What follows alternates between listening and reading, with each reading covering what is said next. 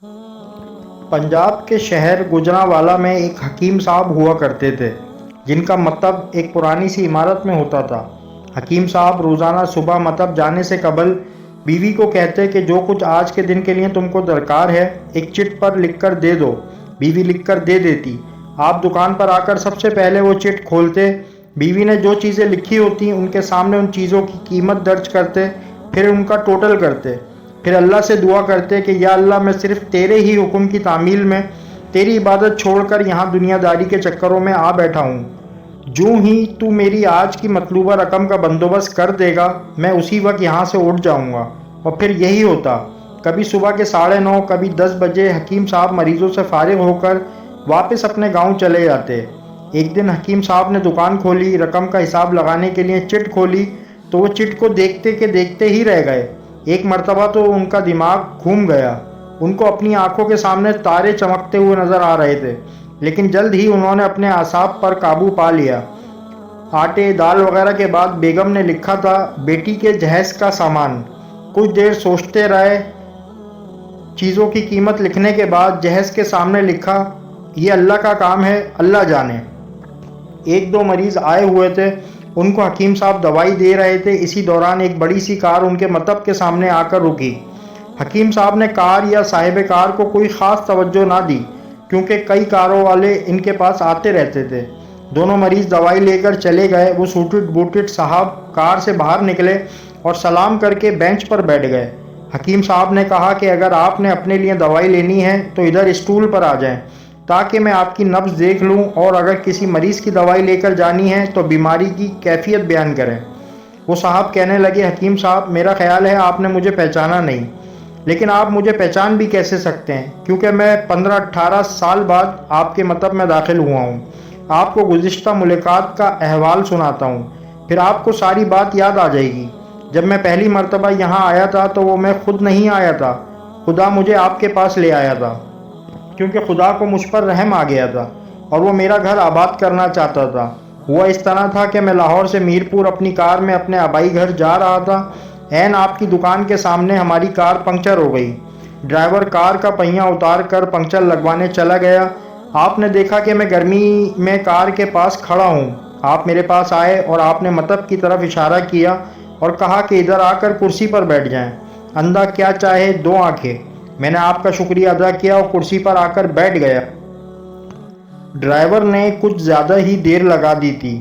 ایک چھوٹی سی بچی بھی یہاں آپ کی میز کے پاس کھڑی تھی اور بار بار کہہ رہی تھی چلیں نا، مجھے بھوک لگی ہے۔ آپ اسے کہہ رہے تھے بیٹی تھوڑا صبر کرو، ابھی چلتے ہیں۔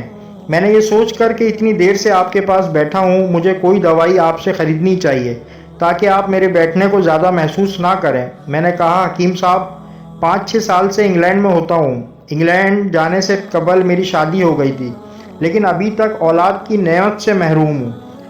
یہاں بھی بہت علاج کیا اور وہاں انگلینڈ میں بھی، لیکن ابھی قسمت میں مایوسی کے سوا اور کچھ نہیں دیکھا۔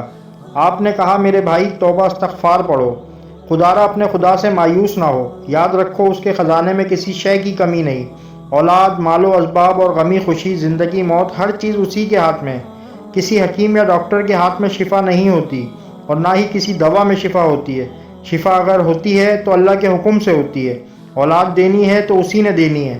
مجھے یاد ہے آپ باتیں کرتے جا رہے تھے اور ساتھ ساتھ پڑیاں بنا رہے تھے۔ تمام دوائیاں آپ نے 2 حصوں میں تقسیم کر کے 2 لفافوں میں ڈالی۔ پھر مجھ سے پوچھا کہ آپ کا نام کیا ہے؟ میں نے بتایا کہ میرا نام محمد علی ہے۔ آپ نے ایک لفافے پر محمد علی اور دوسرے پر بیگم محمد علی لکھا۔ پھر دونوں لفافے ایک بڑے لفافے میں ڈال کر دوائی استعمال کرنے کا طریقہ بتایا۔ میں نے بے دلی سے دوائی لے لی کیونکہ میں تو صرف کچھ رقم آپ کو دینا چاہتا تھا، لیکن جب دوائی لینے کے بعد میں نے پوچھا کتنے پیسے، آپ نے کہا بس ٹھیک ہے۔ میں نے زیادہ زور ڈالا تو آپ نے کہا کہ آج کا کھاتا بند ہو گیا ہے۔ میں نے کہا مجھے آپ کی بات سمجھ نہیں آئی۔ اسی دوران وہاں ایک اور آدمی آ چکا تھا۔ اس نے مجھے بتایا کہ کھاتا بند ہونے کا مطلب یہ ہے کہ آج کے گھریلو اخراجات کے لیے جتنی رقم حکیم صاحب نے اللہ سے مانگی تھی وہ اللہ نے دے دی ہے، مزید رقم وہ نہیں لے سکتے۔ میں کچھ حیران ہوا اور کچھ دل میں شرمندہ ہوا کہ میرے کتنے گھٹیا خیالات تھے اور یہ سادہ سا حکیم کتنا عظیم انسان ہے۔ میں نے جب گھر جا کر بیوی کو دوائیاں دکھائیں اور ساری بات بتائی تو بے اختیار اس کے منہ سے نکلا وہ انسان نہیں کوئی فرشتہ ہے۔ اور اس کی دی ہوئی ادویات ہمارے من کی مراد پوری کرنے کا باعث بنیں گی۔ حکیم صاحب، آج میرے گھر میں 3 پھول اپنی بہار دکھا رہے ہیں۔ ہم میاں بیوی ہر وقت آپ کے لیے دعائیں کرتے رہتے ہیں۔ جب بھی پاکستان چھٹی آیا، کار ادھر روکی لیکن دکان کو بند پایا۔ میں کل دوپہر بھی آیا تھا، آپ کا مطب بند تھا۔ ایک آدمی پاس ہی کھڑا ہوا تھا، اس نے کہا کہ اگر آپ کو حکیم صاحب سے ملنا ہے تو آپ صبح 9 بجے لازماً پہنچ جائے، ورنہ ان کے ملنے کی کوئی گارنٹی نہیں۔ اس لیے آج میں سویرے سویرے آپ کے پاس آ گیا ہوں۔ محمد علی نے کہا کہ جب 15 سال قبل میں نے یہاں آپ کے مطب میں آپ کی چھوٹی سی بیٹی دیکھی تھی تو میں نے بتایا تھا کہ اس کو دیکھ کر مجھے اپنی بھانجی یاد آ رہی ہے۔ حکیم صاحب، ہمارا سارا خاندان انگلینڈ سیٹل ہو چکا ہے۔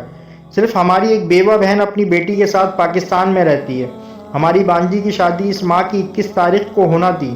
اس بھانجی کی شادی کا سارا خرچ میں نے اپنے ذمے لیا تھا۔ 10 دن قبل اسی کار میں اسے میں نے لاہور اپنے رشتہ داروں کے پاس بھیجا کہ شادی کے لیے اپنی مرضی کی جو چیز چاہے خرید لے۔ اسے لاہور جاتے ہی بخار ہو گیا، لیکن اس نے کسی کو نہ بتایا۔ بخار کی گولیاں، ڈسپرین وغیرہ کھاتی رہی اور بازاروں میں پھرتی رہی۔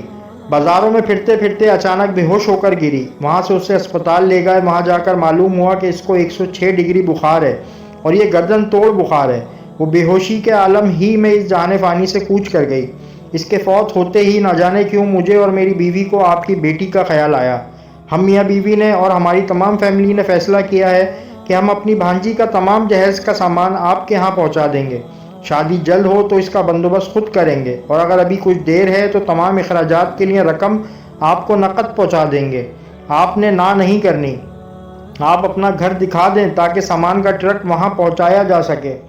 حکیم صاحب حیران و پریشان یوں گویا ہوئے، محمد علی صاحب، آپ جو کچھ کہہ رہے ہیں مجھے سمجھ نہیں آ رہا۔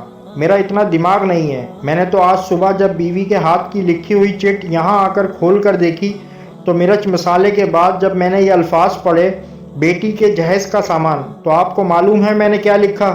آپ خود یہ چٹ ذرا دیکھیں۔ محمد علی صاحب یہ دیکھ کر حیران رہ گئے کہ بیٹی کے جہیز کے سامنے لکھا ہوا تھا، یہ کام اللہ کا ہے، اللہ جانے۔ محمد علی صاحب یقین کریں، آج تک کبھی ایسا نہیں ہوا تھا کہ بیوی نے چٹ پر جو چیز لکھی ہو اور مولا نے اس کا اسی دن بندوبست نہ کر دیا ہو۔ واہ مولا واہ، تو عظیم ہے، تو کریم ہے۔ آپ کی بھانجی کی وفات کا صدمہ ہے، لیکن اس کی قدرت پر حیران ہوں کہ وہ کس طرح اپنے معجزے دکھاتا ہے۔ حکیم صاحب نے کہا، جب سے ہوش سنبھالا ایک ہی سبق پڑا کہ صبح ورد کرنا ہے، رازق رازق تو ہی رازق، اور شام کو شکر شکر مولا تیرا شکر۔ اگر آپ کو ہماری یہ تحریر اچھی لگی ہے تو ہمارے چینل کو لائک کریں، سبسکرائب کریں، کمنٹ کریں۔ شکریہ۔